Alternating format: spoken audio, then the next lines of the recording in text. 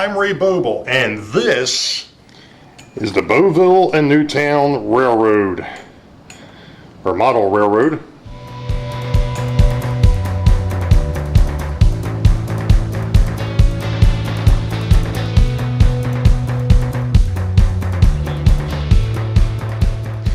Well, hello track gang, as I stand underneath of one of the... I gotta work on that. Here we go again. It happens to be Sunday, September the 12th, 2021, and welcome to vlog 31. And I'm sure you've noticed I've made some changes to the intro again. Still playing around with some ideas, still trying to... I don't know. I'm toying with stuff, let's put it that way. I'm not a videographer by any stretch of the imagination. I do this for fun, and well, as you can tell, 90% of the time, it's completely goofed up. But that's beside the point. Anyway, what are we up to? Well, what we're up to is, and I really don't, to tell you the truth, the things have been so hectic, I haven't even really gone back and re-looked at vlog 30 to see where I stopped, so... I'm going to show you where I'm at. I just got finished cleaning up the Suburb city level. I was getting ready to temporary place buildings again. Why? Well, one of the things that I noticed, and it's been an issue because of the fact that I'm using recycled wood, that at least one, if not two, of the pieces of plywood underneath the city are not even. They've got a little bit of a dip to them. I don't think it's going to cause me too much problem. Why? Well, because I don't want this to be one solid level sheet all the way across, and you'll see what I'm talking about here in a little bit. I want there to be little dips and sags and things of that nature because terrain is not flat. Even in a major city, the terrain is not perfectly flat. So having some imperfections is actually a good thing. One of the other things that I was looking at was, now that I have the foam down on everything, I mentioned in vlog 30 that I thought I was going to have an issue with the retaining wall on the yard lead, and I do. I have to make it taller. I'm going to wait on that because I want to see how the housing and the cars and the track are going to lay out. Now, I don't have the track yet. I'm kind of waiting, and I put out a video the other day about the October 2nd and 3rd model train show, the Great Scale Model Train Show at Timonium, Maryland.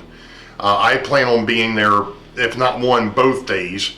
Definitely going to be the 2nd because I've got some buddies of mine that are going to go with me, and I know a few folks have actually said that they're coming up on the 2nd, so I definitely plan on being there on the 2nd. I may go back on the 3rd, depends on how things go. Anyway, but it hit me the other night that the way I did things on the old railroad, I may not do them the same way on this one. And you know what, let me stop here, take it over, and I'll show you what I'm talking about. So give me a minute, we'll be right back. I'm sitting here laughing to myself because right there is one of the lights. I can't win. Anyway, okay. So let me go ahead and we'll discuss the first things first. Okay. I can't see the viewfinder. There we go. Okay, now we're good. All right. So, what we've got is the foam laid all the way across here, and you can see this here was going to be the backing for the retaining wall. And you can see that it's a bit short, and I already said in the last video too that the board that's behind here is actually sticking out too far. I have to take this back up, move that board in a little bit so it brings us flush. Not a big deal, easy fix. I may not even have to worry about that because reality is this should be coming up a little bit higher. Now, anybody that remembers or has gone back and looked at the old 13 foot by 11 foot layout knows that I used to have a bridge that went from the city over to Wykert Hill. this would be said bridge. I had lighting on the back side here. That's what these little tabs were for. And obviously there is a jersey wall on the edge, and we'll hold it that way, because this is foam core. This is the exact same stuff that the backing for the retaining wall is made out of. Now, the jersey wall on this obviously was foam core.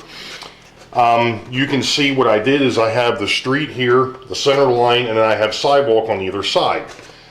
For this area, there's no need to have a sidewalk on both sides. Why? Because there's only going to be housing on one side. And the only reason why I did this is because I thought it would look better. And in reality, it really didn't work out that well. So, if I go off the premise that there's no sidewalk, and I bring this up, I could actually use the retaining wall as part of, or you put the retaining wall and the jersey wall for the highway or the road here on the same piece of foam core. So I'm actually going to do like I did over here, you know, right outside the yard, right next to the warehouse. I'm going to do the same thing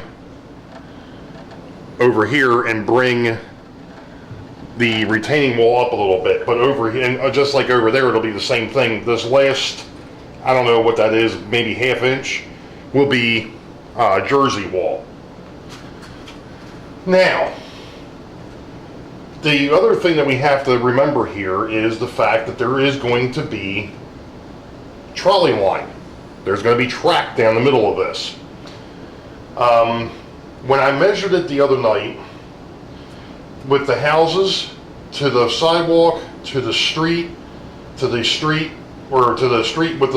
railroad track, the whole thing will fit on this. In fact, there's going to be a little bit of room to spare on this, and I'm hoping that was on camera the whole time, but if not, oh well, sorry. So it will fit here.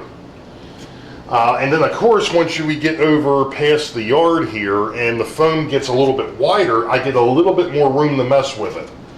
Now,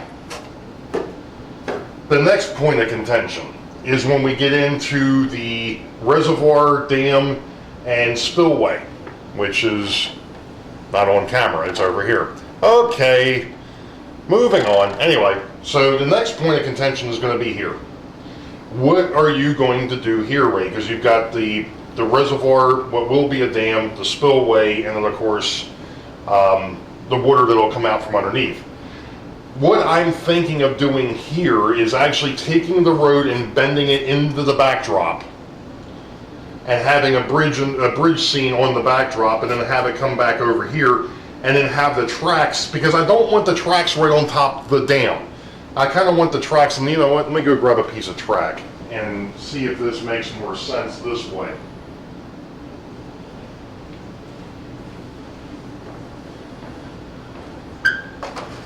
So the track would be, let's say, about there. So in other words, it'll come from the front here, it'll bend into here, go straight, and then bend back out, and then follow down all the way down to the other end. There will be no houses past from this point that way. That'll be where the houses are. And when we get to the other side, there'll be houses from here all the way down, or buildings, I should say, not just houses, because there's a gas station and a church that will occupy the very end of it. But that's kind of what my thing, because I don't really necessarily want the tracks on top of the dam. I don't want a road right on top of the dam. I know it's been done, but that's not what I want. I don't think it's going to look right, because this scene is so shallow. I really don't want that way. I don't want the tracks right on top of the dam. So that's kind of what I'm thinking here. And like I was saying, there actually, believe it or not, but there's actually a bit of a sag here. I don't know if it's going to show up on camera, and there's a definite sag on the far side Now I'm going to see if I can get it on camera, and then I'll show you where I'm talking about. There we go. And I'm going to go ahead and swing over. There is a bit of a sag in here. Now you can also see that there's a lip here. Well, that's because, again, I didn't want this to be all one level. There's actually I think three different thicknesses of foam over here between this side and going back over towards the suburbs. Again, I wanted to have a little bit of movement in the terrain so that it's not perfectly flat. But like I said, I think what I'm going to do next is I'm actually going to bring the buildings back out here again so I can make sure that everything is going to sit where it's going to sit, because now I have a definitive space between what I would consider the north side of the city and the south side of the city, which the backdrop divides the two. So there's a definitive line back there now. Now I have to see if everything is going to fit. Now, I'm also going to be doing a mail call video because I've gotten 3 packages in the last month. One of them came from Heath, and the other 2 came from one of my followers, and one of them is let's just say rather unique. Anyway, that'll be a separate video. I'm not going to put that into this because I want to show what I'm doing here. I don't want the mail call to interfere with it. So let me go ahead and bring everything back over here again, and we'll see how things lay out, and we'll be back. Alright, I'm really hoping that this is going to capture everything. Probably not, but we're going to give it a shot. Okay, so we're looking at obviously I don't have a backdrop up between the buildings yet. That's one of the things I have to work on. I just wanted to see how things were going to lay out. And I did end up shuffling some stuff around a little bit. Namely because where I thought the track was going to end up, it didn't end up where I thought it was going to, of course. So, this is, I think, the final placement of everything. I can zoom in here a little bit. Alright, so we got the gas station. There's going to be a bit of an alleyway between that and that yellow house, the yellow gingerbread house. There's going to be a street between the gas station and that gray building, which is a theater pharmacy.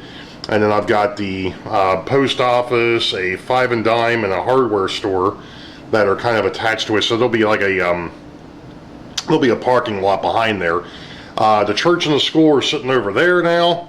Originally, I was hoping to have the church sitting one way and then the school sitting the other, but because of the fact that where the corner ended up for the trolley line, there wasn't enough room to do that, and I didn't want the school like right up against the tracks. Number one. Number two, I still needed someplace to run the road. So that's how they're going to have to sit. And I may still end up playing with things a little bit, but for the most part, like I said, just trying to get an idea as to how things were going to set up now that I've got a better idea as to what we're looking at here. Okay, now, the suburb level here. You probably can't, well, you might be able to see it. Let me zoom it in a little bit. It might show up a little bit better. Okay. So if you see there's a black line there, that is actually the inside rail of where the trolley line is going to run. If we get a little bit further to the left here, you'll start to see there's a faint green line. That's where stuff needs to be cut back to, at worst. Of course, then we've got the last, like I said, the last house was going to stop before this brace, because from here over is basically the reservoir. And we'll get to that here in a second. Sorry if I kicked the camera, I'm trying not to. So there will be the reservoir. Now, the Paradise Diner, which is an old HO American Flyer piece, used to be sitting in downtown Boeville. Well, there really wasn't any room for it when I got done manipulating things, and I don't know why I couldn't fit it where I wanted it. I don't know if it may stay over here. I kind of like it over here, actually, but we'll see. It may stay, it may move. And then we get down into the last couple of houses, and then finally the gas station. Sorry, that was a really quick zoom. And then, of course, the track goes behind the church and back into the backdrop. So the little bit of extra foam that's over there will end up probably pretty much staying as a parking lot for the church. Or I may end up putting the parking lot across from the church. I don't know what I'm going to do there yet. Have to see what it looks like once I get finished cutting stuff up. And see how much room I've got back here. Of course, it may end up being that, well, it's a part of the backdrop. Who knows? So now I've also figured out what I need in the way of 15-inch radius corners and flex track. I need 21 feet of flex track and 15-inch radius corners. Now, again, I know people have asked, and I'm sure I've answered this question numerous times, but we'll go through it again. And I'm moving the camera here. I'm going to swing around the front here a second. As soon as I get this thing zoomed back out, there we go. Okay. People I know have asked me a few different times, why are you doing 15-inch radius on the trolley line? Well, there's a couple of reasons. That's the only thing that's going to be up there. There's not going to be any type of freight, no passenger other than the trolley or the streetcars. So I can go with a 15-inch radius, which is actually better than what I had on the 15-foot by or the 13-foot by 11-foot layout, because that radius was like 9 to 10.5 inches. And the streetcars really didn't like that tight of a radius. I can tell you that they were not happy with that. So, you know, going with a known radius is going to be a little bit better. So that's going to be a good thing. So that's basically where I'm at for the moment. I'm probably going to see if I've got some more of that backing for the warehouse, so I can kind of mock up the rest of that. So I get that kind of set up over there. That'll be kind of nice to have, because as I've stated before, I'm going to do something fairly unique with that. Obviously, track level down at the yard, it's going to be rail serve. Up at the city level, it's going to be truck serve. And obviously the two levels, you know, the lowest level and the highest level would be serviced by, you know, freight elevators and things of that nature. That's how that's going to work. Now, granted, the original warehouse down at Camden Yards never worked like that. It was all offices above the warehouse down the bottom. But I'm not trying to recreate anything specific. I'm trying to make it look like something you may have seen, but it's not 100%. I'm freelanced, you know. So, at any rate, I think that's pretty much going to do it for this video, believe it or not, because this thing's going on for almost 20-some minutes, and I try to keep these to 30 minutes or less. Of course, I haven't been doing a very good job of that lately, but this one here, we're going to go ahead and we're going to cut it, because I'm actually going to go ahead and I'm debating if I want to run trains first, or if I actually want to start digging into the scenery. Because I still want to test out the new operating session to see how that's going to play. But I also kind of still want to go ahead and kind of mess around with the scenery. But to be honest, I don't know if I really want to get that dirty this afternoon. I think, not to mention the fact that I'd have to take the tracks apart to actually start, because I do not want to be messing around the Central Valley Model Works bridge with it in place. Not to mention the fact that I still have to do some modification over here too. So I think what I'm going to do is I'm going to finish vacuuming up all the debris from the Munster explosion at the cheese factory. See how many people catch that one. You know, maybe I'll just run some trains. So be on the lookout. There's going to be a mail call video too. So you all know the deal. Wait for the high ball. Green tracks ahead. We'll catch you all next time. Be safe. God bless. We will see ya. Stop.